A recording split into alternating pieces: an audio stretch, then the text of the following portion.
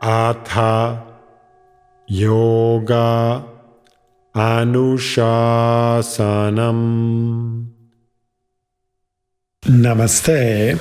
Welcome to Unravel the Thread, a podcast for people who want to apply the Yoga Sutras to yoga practice and to life today. Available online at simple-yoga.org, where you can also find dozens of videos for practice, hundreds of articles, videos for chanting, and guided meditations, all free resources to enrich your yoga practice. I am Ruben Vázquez, your companion on this journey of exploration. I am grateful for your comments and questions. It really makes my day to know that Unravel the Thread is making a difference in your practice and in your life. This podcast presents excerpts from the book Unravel the Thread, the complete guide for living the Yoga Sutras today. It also offers practices inspired by the Yoga Sutras of Patanjali. If you love the podcast and want to support my work as an independent content creator, on the simple-yoga.org website, you can easily donate to keep the podcast going.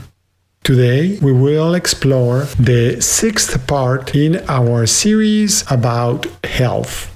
It's a summary and application. This is the final episode in the series on our integral definition of health. Once again, our definition: health is the harmonious integration of adequate appetites, efficient elimination, optimal posture, graceful movement, calm mind, cheerful attitude, and compassionate interaction. Notice how this comprehensive definition is an example of applying the idea of range of action to our thinking to cultivate a broader and deeper perspective. This definition also serves as a reminder that our physical, mental, emotional, and social aspects are deeply interconnected. For example, your emotional state and attitude influence your appetite, and the state of your elimination is likely to influence the ease of your posture and the quality of your movements. As we reflect on our definition, it is important to recognize that health is dynamic, especially when we realize that health is an ongoing process of self-discovery and self-care that is achieved by embodying our awareness through intelligent, kind, and compassionate actions. As usual, the following questions invite you to bring this definition into your everyday life. Thinking about adequate appetites. Pay attention to cravings. Do you notice any patterns and inclinations? Distinguish between wants and needs, perhaps using the yama of Satya 230. What stimulates your appetites? To what extent do physical activities influence your appetite? What happens when you practice moderation, perhaps inspired by the yama of aparigraha 230? How are your appetites influenced by attending to subtle sense perceptions, according to that Sutra 135? What mental activities influence your appetites? How? What effect do your emotions play in your appetites? Does the media you consume affect your appetites? Once you have stimulated your appetite, do you consciously and deliberately enjoy what you have an appetite for? Or does your attention jump to a different enticing object? How do you satisfy your appetites? How do you feel as a result? thinking about efficient elimination? Is there a balance between your appetites and your elimination? Is there a difference between efficient elimination and releasing of an urge? In your experience, what contributes to efficient elimination? Is elimination associated with a feeling of ease and relief? Regarding physical elimination, what is the optimum dietary fiber intake for you? What level of hydration seems to be most helpful for efficient elimination? What foods contribute to regularity? Does moderate activity, like a postprandial walk, contribute to enhanced digestion and elimination for you? What objects are unnecessary? About mental elimination. What methods help you let go of recurring thoughts? What are some effective ways to quiet your mind? Perhaps can you try the suggestions in Sutras 132 to 139? What are some ways of resolving thoughts so that you do not have to revisit the same line of thinking? Perhaps revisit the episode, What Are You Thinking? About emotional elimination. Do you have useful strategies to make peace with past events so that you can effectively let go of regrets? Perhaps revisit the episode, What is the most important moment of your life? What techniques do you use in order to let go of future events so that you can let go of anxiety? Consider revisiting the episode on presence. What uplifting emotions can create peace in your body, mind, and heart? Maybe use the Sutra 139, focus on anything uplifting. Maybe the Sutra 233, turning things around using Pratipaksha Bhavana. Sutra 234, abstaining from negativity and violence, as well as Sutra 133, friendliness, compassion, inspiration, equanimity.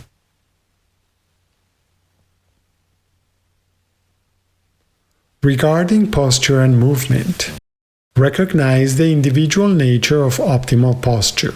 What is ideal in posture and movement varies for each person and is different even for the same person at different times. Are you aware of the most frequent positions you adopt during your day? Are those positions contributing to optimal posture and graceful movement?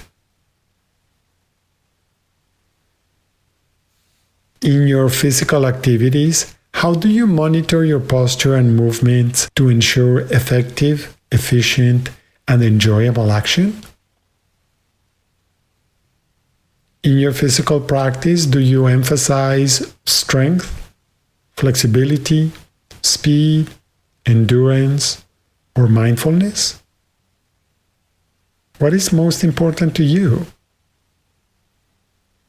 Are your movements deliberate or are they mechanical? Can you differentiate moving with control from using momentum? What differences do you feel? How do you regulate the intensity of effort in your activities? Can your posture and movement embody steadiness, ease, and economy of effort as suggested by Patanjali in Sutras 246 and 247? How do you integrate muscular actions, nervous system instructions, and sensory feedback? To what extent are you able to explore the range of possibilities in your postures and movements? Are you aware of your habitual attitudes, thoughts, and emotions and their physical manifestations? Perhaps explore focusing on feeling, as we did in the episode What Are You Feeling? Or choosing to be happy, as we did in a previous episode, or letting go of complaining, as we did in the complaining episode. Calm mind and cheerful attitude. What happens when you develop the habit of observing your state of mind? What tendencies do you notice most often? Is your mind sleepy, aware, restless, or focused? Is it helpful to explore the differences between awareness and its contents, as we did in a previous episode? To what extent can you modulate the state of your mind? Perhaps by using Sutra 132, single-pointed focus. Can your awareness turn inward and be free from disturbances by chanting Om, as suggested by Patanjali in Sutras 127, 128, and 129? Is it helpful to recognize the 5 states of mind according to Vyasa, identifying whether your mind is wandering, dull, distracted, concentrated, or restrained? Can you cultivate a calm mind by focusing on what is important, maintaining perspective, and considering opposing viewpoints with minimal bias?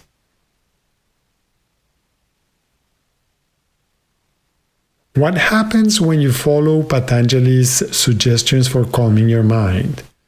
In Sutra 132, single-pointed focus, 133, friendliness, compassion, inspiration, equanimity, 134, focusing on exhalations and breath retentions, 135, focus on subtle sense perceptions, 136, cultivating the inner light, 137, focus on serenity beyond desire, 138, insight from dreams, and 139, focusing on anything uplifting. Is it possible to embrace the full range of emotions while maintaining a general cheerful attitude? Perhaps revisit the Can I Choose to Be Happy episode? Can your regular yoga practice help you develop resilience to bounce back from challenging experiences? Is there a relationship between a calm mind and cheerful attitude? How can one influence the other and vice versa? About compassionate interaction. How broad or narrow is your definition of interaction? Do your interactions contribute to disappointments, frustrations, successes, and accomplishments? What happens when you cultivate friendliness, compassion, inspiration, and equanimity? Observe the ripple effect of kindness. Do acts of kindness inspire others to act in a similar way? How do you interact with yourself?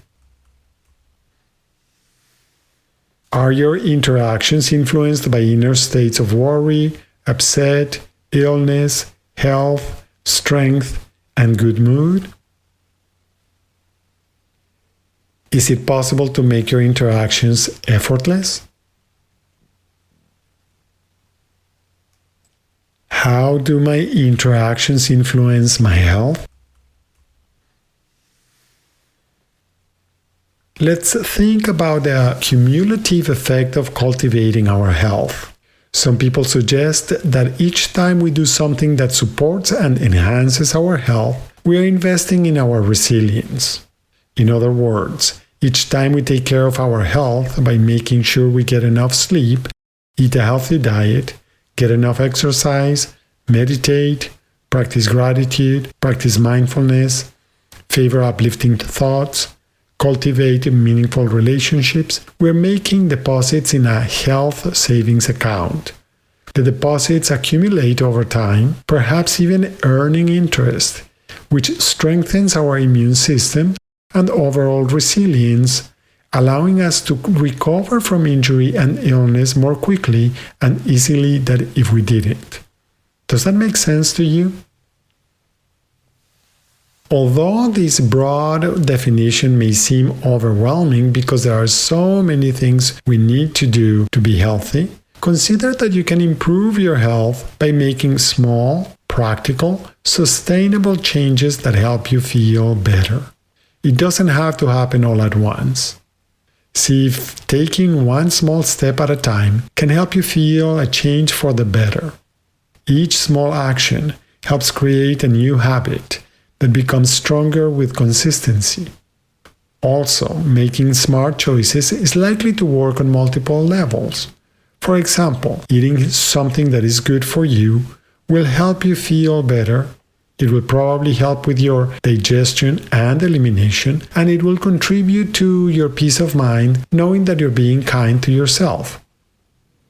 We have mentioned before that wisdom is pure common sense.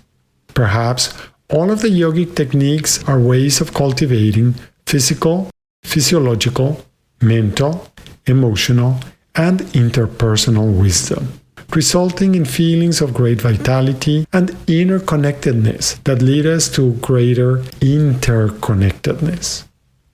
What do you think? As always, I am not asking you to believe these ideas, but to consider them and explore whether you can test them through your daily practices and living. I am curious to know what you find.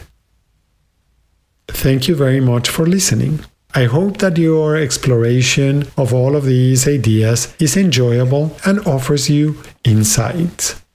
I am taking a pause for a few weeks so that I can dedicate some time to be with my loved ones.